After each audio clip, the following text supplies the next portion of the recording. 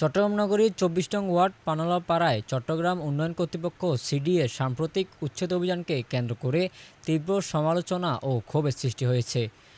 এই ঘটনার ধারাবাহিকতায় ভূমি মালিক ও ভুক্তভোগী বাসিন্দারা মানববন্ধন কর্মসূচি পালন করেছেন।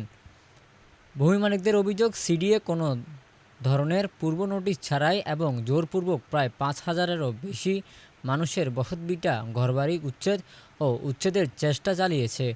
তাদের দাবি, বিষয়টি আদালতে মামলাধীন থাকা সত্ত্বেও এবং মহামান্য হাইকোর্টের নির্দেশনা উপেক্ষা করে এ ধরনের অভিযান পরিচালনা করা হয়েছে, যা সম্পূর্ণ বেআইনি ও মানবাধিকার পরিপন্থী। মানববন্ধনে অংশগ্রহণকারী ভূমি মালিকরা বলেন, তারা দীর্ঘদিন ধরে তাদের জমিতে বসবাস করে আসছেন। হঠাৎ করে কোনো পূর্ব ঘোষণা বা পুনর্বাসনের ব্যবস্থা ছাড়াই উচ্ছেদ কার্যক্রম চালানোয় তারা চরম অনিশ্চয়তার মধ্যে পড়েছেন এবং আদালতের নির্দেশনা মেনে যথাযথ আইনি প্রক্রিয়া অনুসরণ করতে হবে। একই সঙ্গে ক্ষতিগ্রস্ত পরিবারগুলোর জন্য পুনর্বাসনের দাবিও জানান তারা। এই জজ কোর্টে আমরা ভূমির মালিকদের পক্ষে আল্লাহর রহমতে আমরা মামলা জয়লাভ করি।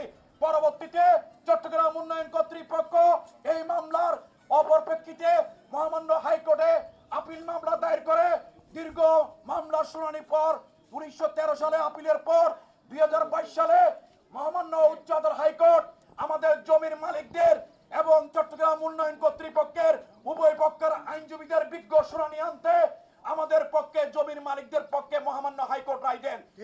কারণে জায়গাটা হুকুম দখল করেছে, করে নাই, গেজেট করে নাই। তখন তৎকালীন ১৯৮৮ সালে ভূমি মালিকদেরকে ভূমি মন্ত্রণালয় এই জায়গাটা ফেরত দেয়। ফেরত দেওয়ার বিপক্ষে তখন সিডিএ ভূমি মালিকদের বিপক্ষে এবং সরকারের বিপক্ষে একটা মামলা করে এবং তখন এই জায়গার বিরুদ্ধে তারা একটা নিষেধাজ্ঞা চাইছিল, আদালত তাদেরকে নিষেধাজ্ঞা দেয় নাই। এই সরকার যা আসলো দেশে, এটা কি হাজার হাজার মানুষের মনে করেন রক্তের বিনিময়ে কি আসে নাই?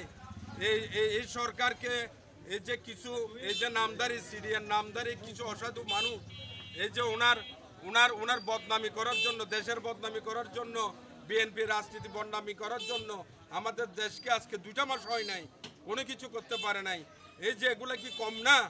এত বড় জুলুম অত্যাচার থেকে আমরা পরিত্রাণ চাই। এবং মাননীয় হাইকোর্ট আমাদেরকে রায় দিয়েছে, মামলা করেছে সিডিএ, রায় পেয়েছে, কিন্তু আমরা এটা ক্লিয়ার করেন বিষয়টা। এটা বারবার বলতে এটা সরকারি জায়গা, এটা সিডিএর জায়গা, এটা মিথ্যা কথা, সম্পূর্ণ একটা মিথ্যা কথা। এটা সিডিএর জন্য একসময় হুকুম দখল করা হয়েছিল, পরবর্তীতে যথাযথ আইনি প্রক্রিয়ায় এটা আবার ডিরিকুইজিশন মানে অবমুক্ত করা হয়েছিল। সেই অবমুক্তির অর্ডার অনুযায়ী তারা এলএ ডিপার্টমেন্ট ভূমি অধিগ্রহণ কর্তৃপক্ষ আমাদেরকে চিঠি ইস্যু করে, আপনারা টাকা জমা দেন, আমাদের জায়গা আপনারা ফেরত নেন। সেই চিঠির বিপরীতে আমরা জমির মালিকরা যথাযথ যে টাকা ওনারা ধার্য করেছেন মালিকদের, সেই টাকাটা আমরা ব্যাংক চালানোর মাধ্যমে জমা দিয়ে পুনরায় আমরা আমাদের মালিকানা ফেরত পাই এবং পরিপূর্ণভাবে আমাদেরকে দখল চিঠির মাধ্যমে হস্তান্তর করা হয় যে এখন থেকে এই জায়গা আপনাদের। কিন্তু ইন দ্য মিন টাইম হঠাৎ করে সিডিএ কোনো কথাবার্তা ছাড়া যে নোটিশ, সেই নোটিশ বা জায়গা যে ফেরত দিয়ে দিছে, এই কার্যক্রমকে অবৈধ এবং এই কার্যক্রমের বিরুদ্ধে নিষেধাজ্ঞা চেয়ে মামলা করে। তো লোয়ার কোর্টে তারা একটা ভুল ইনফরমেশন, ভুল গেজেট দিয়ে হয়তো বা ভুল করেছে। পরবর্তীতে আমার জেলা জজের যে মামলা, সেই মামলায় রায় পরিপূর্ণভাবে বিস্তারিত পুঙ্খানুপুঙ্খ একটা রায় আমাদের পক্ষে আসে এবং বলে যে এখানে চ্যালেঞ্জ করার কোনো সুযোগ নাই, আপনারা জায়গা নিয়েছিলেন, জায়গাটা ব্যবহার করেন নাই এবং তৃতীয় একটা পক্ষকে আইন বহির্ভূতভাবে ভাড়া দিয়ে দিয়েছেন। সুতরাং এই জায়গাটা আমরা মালিককে ফেরত দিয়ে দিয়েছি। আমি অনতিবিলম্বে যে দোকানগুলো সিলগালা করেছেন, অনতিবিলম্বে আপনারা যদি খুলে দিবেন, এগুলা অনতিবিলম্বে খুলে দিবেন এবং যারা আমরা ক্ষতিগ্রস্ত হয়েছি, আমাদের স্থাপনা ভেঙেছেন, বৈধ স্থাপনা, এগুলো আপনারা ক্ষতিপূরণ দিবেন এবং আমাদেরকে ঠিক করে দিবেন। মানববন্ধন থেকে প্রশাসনের প্রতি দ্রুত হস্তক্ষেপ কামনা করা হয় এবং ভূমি মালিকদের ন্যায্য অধিকার নিশ্চিত করার আহ্বান জানানো হয়। Desk news, PIB ৭১ TV, Chittagong.